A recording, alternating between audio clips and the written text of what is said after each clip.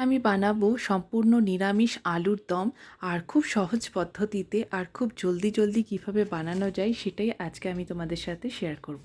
তাহলে চলো বানানো যাক।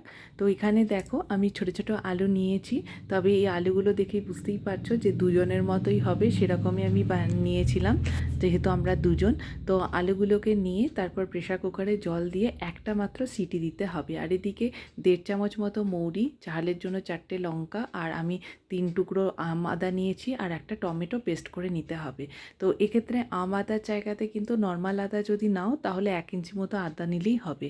তো এখানে দেখো একটা সিটিতেই কিন্তু সেদ্ধ হয়েছে, খুব বেশি সেদ্ধ হবে না, আবার শক্তও থাকবে না। আমি তোমাকে আরেকটা একটা চামচ দিয়ে দেখিয়ে দিচ্ছি যে দেখো একটুখানি এটাকে চাপ দিলে আলুটা সফট হয়ে আসছে, সেটাই বোঝা যাচ্ছে যে আলুটা আমার পারফেক্ট সেদ্ধ হয়েছে। এরকমই দরকার, খুব বেশি সেদ্ধ হলে কি হয় আলুটা ভেঙে যায়। এবারে কড়াইতে সর্ষের তেল 1 চামচ মতো সর্ষের তেল দিয়েছি, তারপর একটা শুকনো লঙ্কা দিয়েছি, আর 1/2 চামচ মতো জিরে, 1/2 চামচ মতো কাসুরি মেথি দিয়ে আলুটাকে দিয়ে দিতে হবে। আর প্রয়োজন মতো হলুদ, মানে হলুদের পরিমাণটা খুবই কম থাকবে। আর দিতে হবে কাশ্মীরি লঙ্কার গুঁড়ো। এটা দিয়ে নাড়াচাড়া করে আলুটাতে যেই কালারটা ধরে আসবে তখন এটাকে তুলে নিতে হবে একটা পাত্রে। তো এখানে আলুটা তুলে নেওয়ার পর ওই কড়াইতেই 1 চামচের মতো তেল, সর্ষের তেল এখানে অ্যাড করতে হবে। আর এখানে একটা দারচিনি আর একটা তেজপাতা আমি অ্যাড করেছিলাম।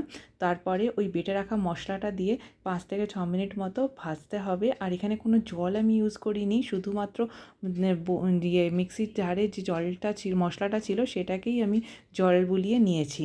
আর 1 চামচের কম হলুদ আর 1.5 চামচ মতো কাশ্মীরি লঙ্কার গুঁড়ো আর নুন দিয়ে মশলাটাকে একটুখানি মাখো মাখো করে নাড়াচাড়া করে নিতে হবে। তারপরে আলুটাকে দিয়ে দিতে হবে। আলুটা দেওয়ার পর এটাকে ভালো করে নাড়তে হবে। তারপরে 1/2 কাপ মতো এখানে আমি দই ফেটিয়ে রেখেছিলাম। দই যদি ফেটিয়ে তারপরে যদি ইউজ করো আর মিডিয়াম ফ্লেমে এটাকে যদি বানাতে থাকো তাহলে দই কখনোই ফাটবে না। তো দইটাকে যখনই রান্না করবে তখনই কিন্তু ফেটিয়ে দেবে, তাহলে দেখবে টেক্সচারটা ভালো আসে। দেখো কি সুন্দর দেখতে লাগছে আলুর দমটা, জিভে জল আসছে কি না। তো সত্যিই খেতে তো অপূর্ব স্বাদের হয়েছিল। তো এইভাবে একবার আমার পদ্ধতিতে আলুর দম বানিয়ে দেখো, দেখবে খেতে খুব ভালো লাগবে।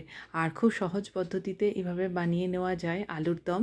তো সেটাই আজকে আমি তোমাদের সাথে শেয়ার করলাম, আশা করি ভালো লাগবে তোমাদের। তো যদি আমার ভিডিও তোমাদের ভালো লাগে তাহলে শেয়ার করো, সাবস্ক্রাইব করো, আর অবশ্যই লাইক করো।